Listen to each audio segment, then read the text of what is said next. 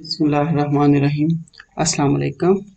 आज हम पिछले लेक्चर में देख रहे थे कि सेंट्रल बैंक के जब हमने फ्राइज डिस्कस किए, इसके फंक्शंस में हमने देखा कि इसका मेजर फंक्शन जो है मनी मार्केट को स्टेबलाइज करना और करेंसी नोट इशू करना होता है। तो ऐसे में इसका काम ये होता है कि मनी की क्वांटिटी जो है मुल्क के अंदर ना बहुत ज्यादा हो कि इन्फ्लेशन हो जाए, ना बहुत कम हो कि डिफ्लेशनरी सिचुएशन पैदा हो जाए। तो इसको मनी की एक पर्टिकुलर क्वांटिटी को बरकरार रखना होता है और ताकि मनी की वैल्यू जो है वो स्टेबल रहे। तो इसके लिए वो जो पॉलिसी अडॉप्ट करता है, उस पॉलिसी को मॉनेटरी पॉलिसी कहा जाता है या इसको ज़री पॉलिसी कहते हैं। तो ये जो काम कर रहा होता है इसे हम कहते हैं कि ये वज़ार ज़र का नाजिम है या एतबारी ज़र को कंट्रोल करता है, controller of the money market है। तो controller of the money market होने की हैसियत से जो पॉलिसी अडॉप्ट करता है उसको मॉनेटरी पॉलिसी कहा जाता है। तो आज हम देखेंगे कि ये किस तरह से मनी मार्केट को कंट्रोल करता है और कौन से टूल्स यूज करता है। तो सेंट्रल बैंक का जो मेजर फंक्शन हमने कहा कि करेंसी नोट इशू करना होता है और मनी की वैल्यू को स्टेबल रखना, ज़र की कदर को मुस्तहकम रखना होता है। तो इस मकसद के लिए जो पॉलिसी अडॉप्ट करता है, हमने कहा उस पॉलिसी को मॉनेटरी पॉलिसी या ज़री पॉलिसी कहा जाता है। और इसी पॉलिसी के तहत ये अफरात ज़र और तफरीत ज़र को कंट्रोल करता है। तो इतवारी ज़र को कंट्रोल करने के लिए या मनी मार्केट को कंट्रोल करने के लिए, ताकि मनी की क्वांटिटी ना बहुत ज़्यादा हो ना बहुत कम हो, जो तरीके इख्तियार करता है वो हम देखते हैं कौन से। सबसे पहले आ जाते हैं क्वांटिटेटिव मेजर्स या मिकदारी तरीके। जैसा कि इसके नाम से ज़ाहिर है, ये वो तरीके होते हैं जो मनी की क्वांटिटी को या ज़र की मिकदार को डायरेक्टली कंट्रोल कर लेते हैं। ये इन्फ्लेशन या डिफ्लेशन को कंट्रोल करने के लिए ज़र की मिकदार, इन्फ्लेशन हो तो ज़र की मिकदार को कम कर देते हैं और डिफ्लेशन हो तो ज़र की मिकदार को बढ़ाने के लिए ये तरीके इख्तियार किए जाते हैं। इन्फ्लेशन में क्या होता है कि मुल्क के अंदर मनी की क्वांटिटी जो है वो ज़्यादा होती है, सरप्लस होती है। तो ऐसे में फिस्कल पॉलिसी का काम क्या होता है कि ऐसे तरीके इख्तियार किए जाएं जिससे मुल्क के अंदर सर्कुलेशन ऑफ मनी भी बढ़े और क्वांटिटी ऑफ मनी भी बढ़े। इससे क्या होगा कि इकोनॉमिक एक्टिविटी बढ़ेगी, चीज़ों की प्राइसेस जो है, इन्फ्लेशन में चीज़ों की प्राइसेस को कम करना होता है। तो ऐसे तरीके अडॉप्ट किए जाते हैं कि मनी की क्वांटिटी डिक्रीज हो और सर्कुलेशन भी डिक्रीज हो, ताकि चीज़ों की प्राइसेस गिरें। और इसके बरक्स जब डिप्रेशन हो रहा होता है, तफरीत ज़र हो रहा होता है, तो ऐसी पॉलिसीज अडॉप्ट की जाती हैं जिससे क्वांटिटी ऑफ मनी जो है वो डिक्रीज हो, उसकी सर्कुलेशन भी डिक्रीज हो। तो वो मेथड जो मनी की क्वांटिटी को इंक्रीज और डिक्रीज करने के लिए डायरेक्टली इसको कंट्रोल करते हैं, उनको क्वांटिटेटिव मेजर्स या मिकदारी तरीके कहा जाता है। ये मनी की क्वांटिटी को डायरेक्टली कंट्रोल करते हैं। तो जो सबसे पहला तरीका अडॉप्ट किया जाता है वो शरह बैंक की पॉलिसी या बैंक रेट पॉलिसी उसे कहते हैं। अब बैंक रेट क्या होता है? बैंक रेट वो शरह सूद है जिस पे सेंट्रल बैंक कमर्शियल बैंक्स को लोन्स देता है या उनके बिल्स को रीडिस्काउंट करता है। ये वो शरह सूद होती है जिस पे मरकजी बैंक तिजारती बैंकों को कर्जे देता है या उनकी हुंडियों को दोबारा बट्टा लगाता है। तो जब मुल्क के अंदर इन्फ्लेशन होता है, सेंट्रल बैंक जो है वो डेफिनेटली मनी की क्वांटिटी को कम करने की ज़रूरत होती है, ज़र की मिकदार को कम करने की ज़रूरत होती है ताकि कीमतें जो हैं वो गिरें। तो ऐसे में सेंट्रल बैंक बैंक रेट को बढ़ा देता है। इन्फ्लेशन के दिनों में सेंट्रल बैंक बैंक रेट को या शरह बैंक को बढ़ा देता है। जब शरह बैंक को बढ़ाएगा तो इसका मतलब है जिस शरह पे तजारती बैंकों को ये कर्जे देता था वो शरह सूद बढ़ गई। जब वो शरह सूद बढ़ जाएगी, ज़ाहिर है बैंकों ने ज्यादा शरह सूद पे, ज्यादा रेट पे कर्जे लिए हैं, वो आगे भी ज्यादा शरह सूद पे अपने कस्टमर्स को कर्जे देंगे। जब वो भी शरह सूद तिजारती बैंक भी बढ़ा देंगे, उससे क्या होगा कि उनके कस्टमर्स जो हैं वो लोन कम लेंगे, ज्यादा शरह सूद पे कम कर्जे जारी होंगे। तो जब कम कर्जे जारी होंगे, इतबारी ज़र की मिकदार कम होगी और मुल्क के अंदर क्वांटिटी ऑफ मनी जो है वो कंट्रोल हो जाएगी। इसी तरह जो है डिफ्लेशन के दिनों में या रिसेशन के दिनों में सेंट्रल बैंक जो है वो बैंक रेट को कम कर देता है। बैंक रेट कम करेगा तो तजारती बैंक जो है उनको कम शरह सूद पे ये कर्जे देगा या उनकी हुंडियों को बट्टा लगाएगा, उनके बिल्स को रीडिस्काउंट करेगा, तो वो भी आगे से शरह सूद को कम कर देंगे। जब वो भी शरह सूद को कम कर देंगे तो उनके कस्टमर्स ज्यादा कर्जे लेंगे, कम शरह सूद पे, कम रेट ऑफ इंटरेस्ट पे ज्यादा कर्जे जारी होंगे। तो इस तरह जब ज्यादा कर्जे जारी होंगे, ज्यादा कर्जे लेकर वो कारोबार करेंगे, इकोनॉमिक एक्टिविटी जो है वो फ्लरिश करेगी और उससे डिफ्लेशनरी सिचुएशन जो है वो कंट्रोल होगी। तो गोया शरह बैंक से मुराद वो शरह सूद है जो मरकजी बैंक आम तजारती बैंकों को कर्जा देते हुए इख्तियार करता है या उनकी हुंडियों को रीडिस्काउंट करता है। अफराते ज़र में बैंक रेट को बढ़ा दिया जाता है और तफरीते ज़र या डिफ्लेशन में बैंक रेट को कम कर दिया जाता है। तो इसका मैंने आपको बताया कि बैंक रेट जब कम करेगा तो उसका कर्जों पे क्या असर होगा। जब बैंक रेट बढ़ेगा तो कर्जे कम जारी होंगे, जब बैंक रेट कम होगा तो ज्यादा कर्जे जारी होंगे। तो डिफ्लेशन के दिनों में बैंक रेट को कम किया जाता है, जबकि इन्फ्लेशन के दिनों में बैंक रेट को बढ़ा दिया जाता है। तो अब ये तरीका बज़ाहिर तो लग रहा है कि बड़ा सक्सेसफुल होगा, डायरेक्टली मनी को कंट्रोल कर लेता है, लेकिन ये अंडर सर्टन कंडीशंस जो है वो सक्सेसफुल होता है। तो सबसे पहले तो ये देखना कि कब कब सक्सेसफुल होगा। जब सेंट्रल बैंक बैंक रेट को बढ़ाए तो उसके लिए ज़रूरी है वो तमाम इंस्टीट्यूशन जो कर्जे देने और लेने का कारोबार करते हैं, जिसमें बैंक्स आ जाते हैं, मुख्तलिफ एजेंसीज आ जाती हैं, कॉरपोरेशंस आ जाती हैं, उन सबको भी सेम पॉलिसी अडॉप्ट करनी चाहिए। अगर सेंट्रल बैंक ने बैंक रेट बढ़ाया है तो वो भी शरह सूद में इजाफा कर दें, अगर उसने कम किया है तो वो भी शरह सूद में कमी कर दें। ये ना हो कि सेंट्रल बैंक तो उनको ज्यादा शरह सूद पे कर्जे दे रहा है, वो आगे कम पे दे रहे हो, तो इस तरह कर्जों की मिकदार कम नहीं होगी। तो फिर नेक्स्ट कंडीशन ये है कि economic system of the country should be elastic. उसमें इतनी लचक होनी चाहिए कि जब क्रेडिट मनी को कंट्रोल किया जाए तो वारिज़र में कमी या ज्यादती हो तो उससे रेंट, वेजेस और कमोडिटीज की प्राइसेस जो हैं वो भी उसी तरह इफेक्ट हों। क्यों फ्लेक्सिबिलिटी जब होती है, रेट ऑफ इंटरेस्ट बढ़ता है, प्राइसेस भी बढ़ती हैं, वेजेस भी बढ़ती है, सारी कीमतों का ट्रेंड एक तरफ होता है। और जब रेट ऑफ इंटरेस्ट कम हो रहा होता है तो बाकी सारी प्राइसेस भी कम हो रही होती हैं। तो इसके लिए किसी भी मुल्क में मनी मार्केट जो है वो ऑर्गेनाइज और स्टेबल होना जरूरी है ताकि सिस्टम के अंदर फ्लेक्सिबिलिटी मौजूद रहे। पहली शर्त क्या थी कि इस तमाम इंस्टीट्यूशंस को सेंट्रल बैंक की पॉलिसी फॉलो करनी चाहिए।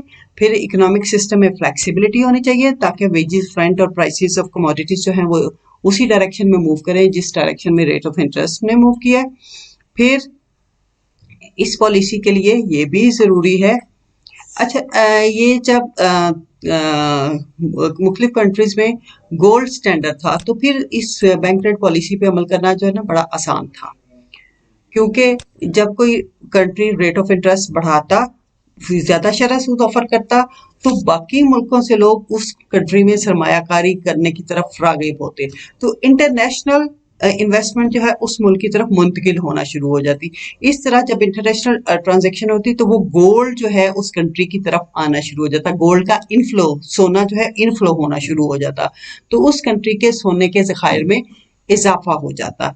लेकिन अब पूरी दुनिया में गोल्ड स्टैंडर्ड जो है वो निज़ाम जो है तलाई मयार वो ख़त्म हो चुका है, इसलिए बैंक रेट की पॉलिसी भी उतनी इफेक्टिव नहीं रही। गोल्ड स्टैंडर्ड में ये जो इलास्टिसिटी है ये ज़्यादा थी, अब उतनी ज़्यादा नहीं रही। फिर इसकी सक्सेस के लिए ये भी ज़रूरी है कि जब रेट ऑफ इंटरेस्ट को, बैंक रेट को चेंज किया जाए उसके साथ क्वांटिटी ऑफ लोन जो है वो भी चेंज हो। अब क्वांटिटी ऑफ लोन जो है वो सिर्फ बैंक रेट पे डिपेंड नहीं कर रही होती। शरह सूद अगर ज्यादा है तो जरूरी नहीं है कि कम कर्जे जारी हो, होता यह है कि लोग मुल्की हालात देख रहे होते हैं। अगर मुल्की हालात अच्छे हों, कारोबार फ्लरिश हो रहा हो, लोगों के प्रॉफिट बढ़ रहे होते हैं तो वो इन्वेस्टमेंट बढ़ा रहे होते हैं, वो नहीं देखते कि ज्यादा शरह सूद है या कम शरह सूद है। जब उनका कारोबार अच्छा चल रहा है वो लाजमी कर्जे लेंगे, जब कारोबार सही नहीं है, वो पेसिमिज्म का शिकार है, उन्हें यह है कि आइंदा हालात अच्छे नहीं रहने, तो वो कम कर्जे जारी लेंगे चाहे कितनी भी शरह सूद कम क्यों ना हो जाए। तो गोया इसके लिए ये जरूरी है कि जब बैंक रेट को बढ़ाया जाए कर्जे भी कम जारी हों, ताकि ये ना हो लोग इतने ऑप्टिमिस्टिक हों कि वो ज्यादा शरह सूद पे भी कर्जे लेते रहें, वो इतने ज्यादा पुरुमीद ना हो। इसी तरह जब बैंक रेट कम हो तो कर्जों की मिकदार बढ़नी चाहिए। ये ना हो लोग इतने पेसिमिस्टिक हों, इतने हालात से नाउमीद हुए हों कि कारोबार नहीं चल रहे, वो कर्जा नहीं लेंगे, इन्वेस्टमेंट नहीं करेंगे। तो गोया बैंक रेट की पॉलिसी सक्सेसफुल होने के लिए ये भी जरूरी है कि अगर बैंक रेट को बढ़ाया जाए तो लोन्स की मिकदार भी उसी तरह कम हो, और बैंक रेट अगर कम हो तो लोन्स की मिकदार भी बढ़े। इन लोगों के कारोबार के हालात जो हैं वो इस तरह से हों कि ये ना हो कि लोग कर्जे बैंक रेट बढ़ने पे भी ज्यादा ले रहे हों या कम होने पे भी कर्जे कम ले रहे हों। तो हमने इसकी जो कंडीशंस पढ़ी, पहली शर्त के तमाम इंस्टीट्यूशंस को सेम डायरेक्शन में फॉलो करना चाहिए। अगर बैंक रेट बढ़ा है तो उनको भी रेट ऑफ इंटरेस्ट बढ़ाना चाहिए। फिर जो है इकोनॉमिक सिस्टम में फ्लेक्सिबिलिटी होनी चाहिए, जबकि गोल्ड स्टैंडर्ड में वो फ्लेक्सिबिलिटी मौजूद थी, अब इतनी नहीं है। फिर इस पॉलिसी की कामयाबी के लिए ज़रूरी है कि अगर बैंक रेट बढ़े तो कर्जे वाकई हकीकत में कम जारी हो, और बैंक रेट कम हो, बैंक रेट बढ़े तो कर्जे कम जारी हो, और बैंक रेट अगर कम हो तो कर्जे जो है वो बढ़ जाए। नेक्स्ट टूल जो यूज किया जाता है, पहला बैंक रेट था, सेकंड जो है that is open market operation या खुले बाजार का अमल। अब खुला बाजार ये नहीं है कि कोई ओपन मार्केट जो स्टूडेंट्स अक्सर कंसिडर करते हैं कि जी बगैर छत के कोई मार्केट है या लोग बाहर स्टॉल लगा के बैठे हुए हैं वो ओपन मार्केट है। अभी तक हमारे एक्सपीरियंस से यही पता चला कि बच्चे यही समझते हैं कि ओपन मार्केट जो है वो कोई बगैर छत के बाजार होता है, ऐसा नहीं है। Open market operation, open market वो होती है जहां पे सेंट्रल बैंक बॉन्ड्स, सिक्योरिटीज वगैरह जो है वो सेल और परचेज करता है, उसको ओपन मार्केट कहा जाता है, खुला बाजार कहा जाता है। तो जब इन्फ्लेशन होता है इसका मतलब है चीजों की कीमतें बढ़ रही हैं, मुल्क के अंदर करेंसी की मिकदार जो है वो बहुत ज्यादा है, जर की मिकदार ज्यादा है। तो सेंट्रल बैंक चूंकि स्टेबलाइज करना है, बाजार जर का वो नाजिम है, उसको कंट्रोल करने के लिए उसका काम ये होता है कि मुल्क के अंदर जर की मिकदार को कम करे। तो जब जर की मिकदार कम करनी होगी तो वो लोगों को बॉन्ड, सिक्योरिटीज वगैरह जो है वो बेचना शुरू कर देता है। जब बॉन्ड्स और सिक्योरिटीज क्या होते हैं, एक डॉक्यूमेंट होता है, लोगों के हाथ में वो डॉक्यूमेंट, वो पेपर आ गया और पैसा जो है वो बैंक के पास चला गया। तो ऐसे में ये होगा क्वांटिटी ऑफ मनी जो है वो सुकड़ जाएगी, जर की मिकदार कम हो जाएगी। इसी तरह जब डिफ्लेशन होता है तो सेंट्रल बैंक जो है वो बॉन्ड, सिक्योरिटीज वगैरह को परचेज करना शुरू कर देगा। जब वो सिक्योरिटीज परचेज करेगा, वो डॉक्यूमेंट बैंक के पास चला गया और लोगों के हाथों में पैसा आ गया। पैसा आएगा तो ज़र की क्वांटिटी बढ़ जाएगी और लोगों की चीज़ों की डिमांड बढ़ा देंगे, मार्केट में इकोनॉमिक एक्टिविटी शुरू हो जाएगी और डिफ्लेशन जो है वो कंट्रोल हो जाएगा। तो गोया ओपन मार्केट ऑपरेशन में कफालतें, तमस्कात और बॉन्ड्स वगैरह की खरीदो फरोख्त होती है। अफराते ज़र के दिनों में मनी की सर्कुलेशन को कम करना होता है। ऐसे में बैंक कफालतें, बॉन्ड्स वगैरह जो है वो फरोख्त करना शुरू कर देता है ताकि ज़र की मिकदार जो है वो कम हो और ज़र बैंक के पास चला जाता है, और तफरीक़ते ज़र के दिनों में बैंक कफालतें, बॉन्ड्स वगैरह खरीद लेता है और मनी लोगों के हाथों में आता है। तो इस तरह मनी की सर्कुलेशन में इजाफा हो जाता है। अब इस ओपन मार्केट ऑपरेशन की सक्सेस के लिए भी कुछ कंडीशंस हैं। सबसे पहले तो जरूरी है कि जब सेंट्रल बैंक जो है वो सिक्योरिटीज वगैरह बाय करता है, लोगों मनी की क्वांटिटी को बढ़ाता है, तो बैंकों के कैश रिजर्व जो हैं वो भी बढ़ने चाहिए ताकि वो ज्यादा कर्जे जारी करने के काबिल हो सके। फिर ये भी जरूरी है कि जब कैश रिजर्व बैंकों के बढ़े तो वो लोन्स भी उतने ही ज्यादा दें, ज्यादा कर्जे जारी करें, और जब उनके कैश रिजर्व कम हो वो उतने कम कर्जे जारी करें। लेकिन होता क्या है कि कैश रिजर्व बढ़ने और कम होने की बजाय कर्जों की डिमांड जो है वो कारोबारी हालात पे डिपेंड कर रही होती है। कारोबारी हालात अच्छे हों, पहले मैंने आपको बताया, तो लोग ज्यादा कर्जे लेते हैं, कारोबारी हालात अच्छे ना हो तो लोग कम कर्जे जारी करते हैं। फिर इसी तरह if there is increase or decrease in the cash reserves of the commercial bank, commercial bank के जो हर कमर्शियल बैंक जो कि शेड्यूल्ड बैंक होता है, जिसकी मुश्किल वक्त में सेंट्रल बैंक मदद करता है, तो उसका कैश रिजर्व्स का कुछ हिस्सा सेंट्रल बैंक के पास रखता है, और जितना ज्यादा उसके रिजर्व्स हों उतने ज्यादा वो कर्जे जारी करता है।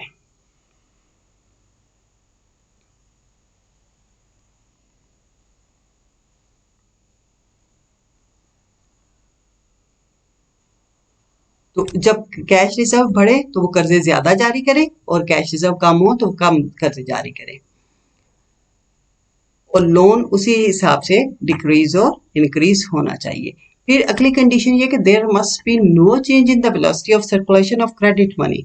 अगर उधर से सेंट्रल बैंक ने मनी की क्वांटिटी कम करने की कोशिश की, इधर से वेलोसिटी ऑफ सर्कुलेशन, जर की रफ्तार गर्दिश बढ़ गई, तो उससे क्या होगा, m इंटू वी होते जर की मिकदार, m कम हुआ v बढ़ गया, वो उसका असर जो है वो जाया हो जाएगा। इसी तरह अगर m को बढ़ाया है, v कम हो गया, वेलोसिटी ऑफ सर्कुलेशन कम होगी, तब भी पॉलिसी का असर जो है वो जायल हो जाएगा। तो फिर ये सारा प्रोसेस करने के लिए जब सिक्योरिटीज और बॉन्ड सेल परचेज करनी है, उसके लिए मनी मार्केट एक्टिव होनी चाहिए, ताकि जहां पे ये गवर्नमेंट की बॉन्ड्स और सिक्योरिटीज फौरी तौर पे खरीदी हो जा सके या बेची जा सके। तो इसकी पहले शर्त कि बैंकों के रिजर्व जो हैं उसी के साथ चेंज होने चाहिए। फिर जब ये रिजर्व चेंज होते हैं तो कर्जे की मिकदार चेंज होनी चाहिए। फिर सेंट्रल बैंक के पास जो इनके होते हैं महफूजात, उसमें भी कमी बेशी से कर्जों की मिकदार चेंज होनी चाहिए। फिर वेलोसिटी ऑफ सर्कुलेशन जो है वो कांस्टेंट रहनी चाहिए, ताकि अगर मनी की मिकदार को बढ़ाया जाए या कम किया जाए तो ये उसके असर को ज़ाया ना करें। फिर ब्रॉड जो है वो मनी मार्केट मौजूद होनी चाहिए। नेक्स्ट जो बैंक टूल यूज करता है वो रिजर्व रेशो।